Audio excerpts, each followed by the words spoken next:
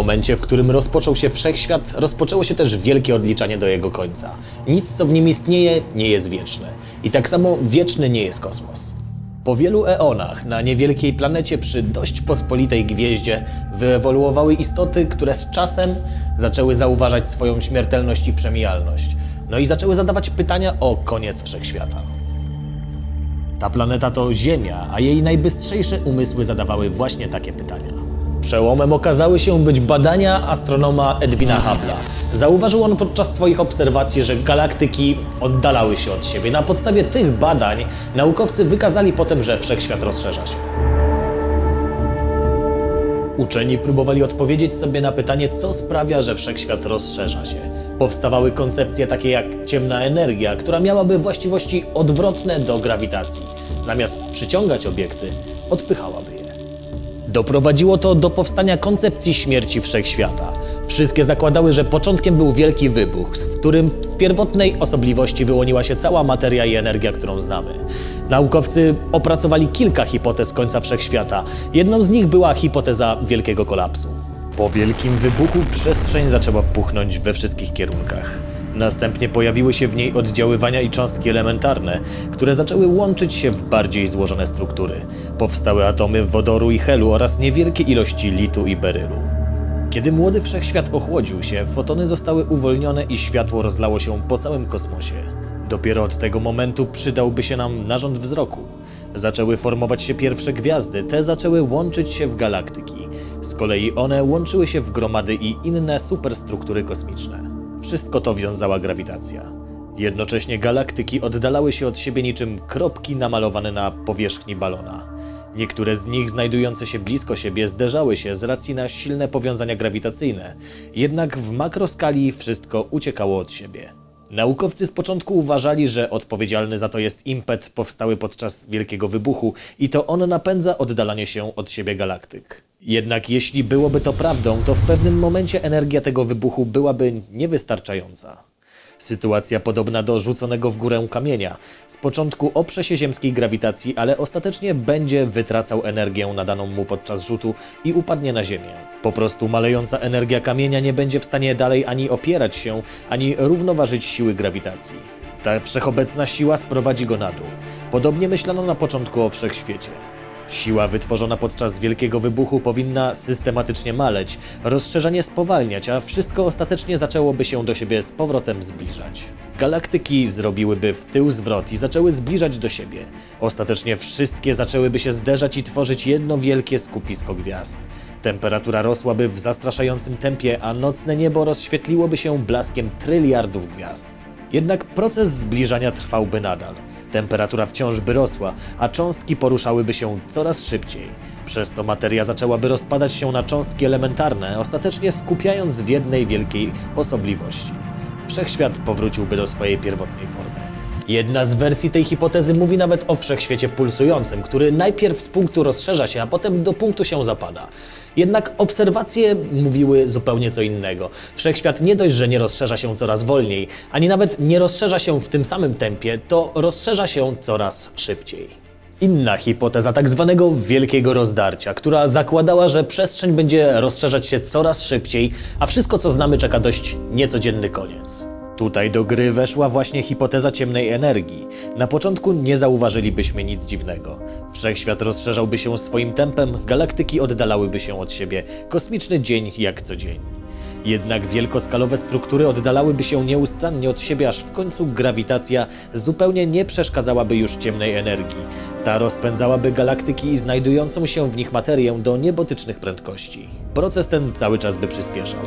Po galaktykach przyszedłby czas na układy gwiezdne. Te też uległyby rozdarciu, a ciała niebieskie takie jak planety czy asteroidy pomknęłyby w czerni kosmicznej pustki, ciągle się od siebie oddalając.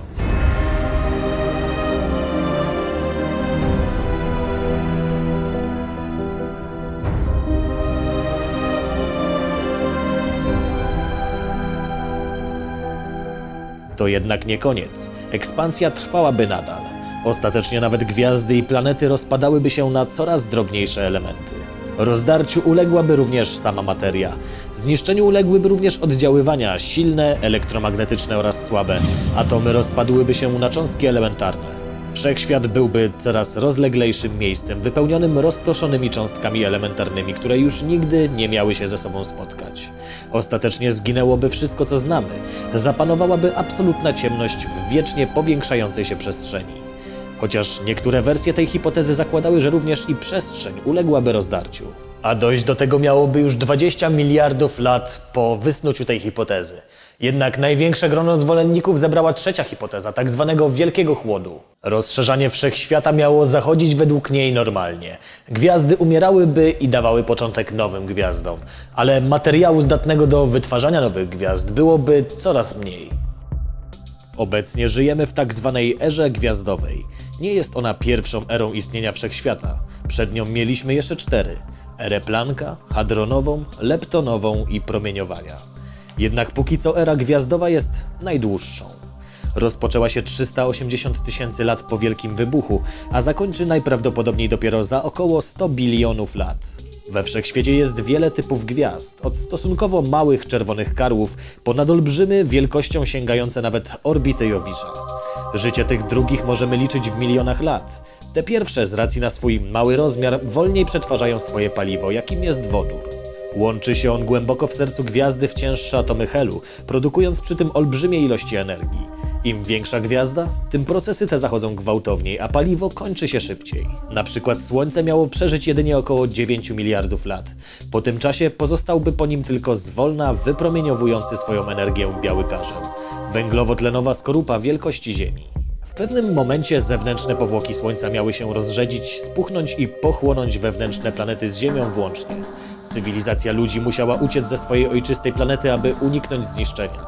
Na szczęście czasu było jeszcze mnóstwo, więc cywilizacje były w stanie opracować zaawansowane technologie, dzięki którym mogły przenosić się do innych gwiazd. Olbrzymie stacje Arki przemierzały wszechświat w poszukiwaniu ostatnich nadających się do zamieszkania systemów gwiezdnych. Wiele z nich nie dotarło na miejsce, ale część uniknęła strasznego losu i znalazła swoje kosmiczne oazy. W ciągu kolejnych 100 bilionów lat po kolei gasły kolejne gwiazdy. Jako pierwsze swój żywot zakończyły, jak już wspominałem, te najbardziej masywne.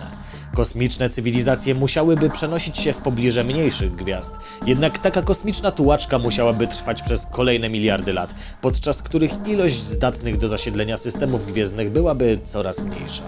Cywilizacje musiały przenieść się w bardziej nieprzyjazne rejony. Ostatnimi obiektami, które dawały ciepło i sensowne światło, były czerwone karły.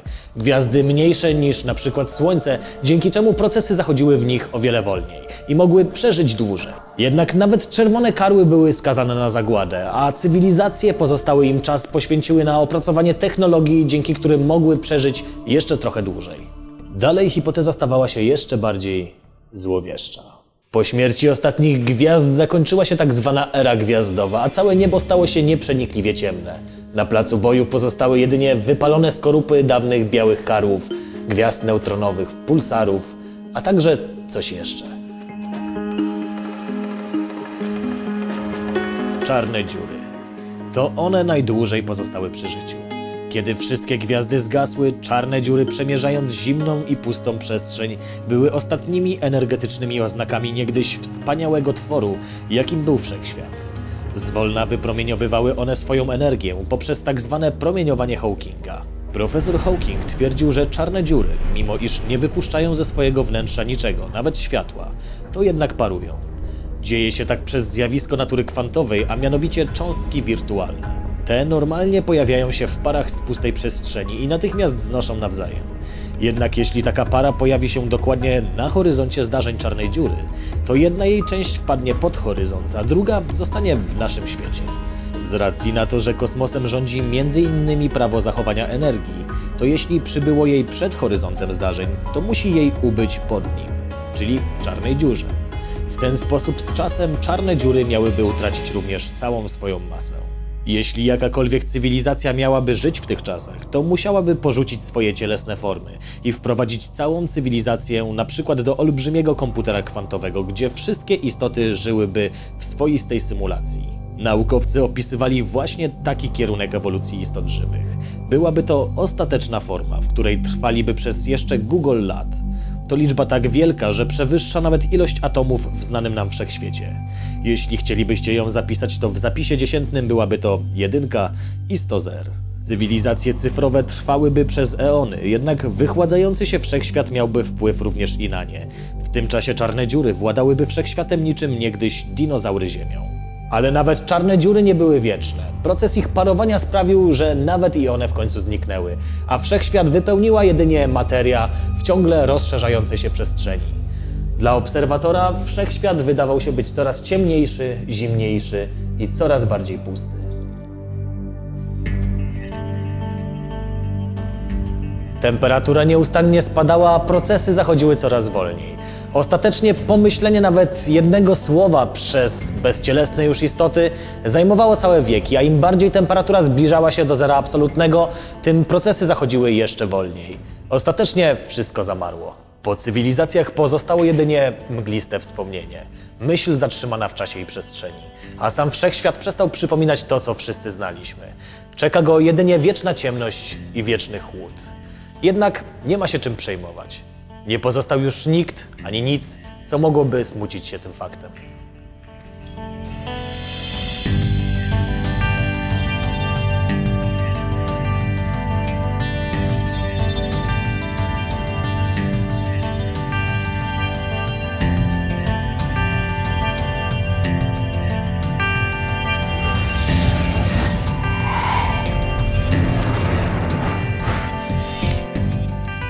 Zobaczcie też inne filmy oraz nie zapomnijcie zasubskrybować. Na kanale jest więcej ciekawych filmów na temat kosmosu oraz technologii, które już wkrótce będą naszą rzeczywistością.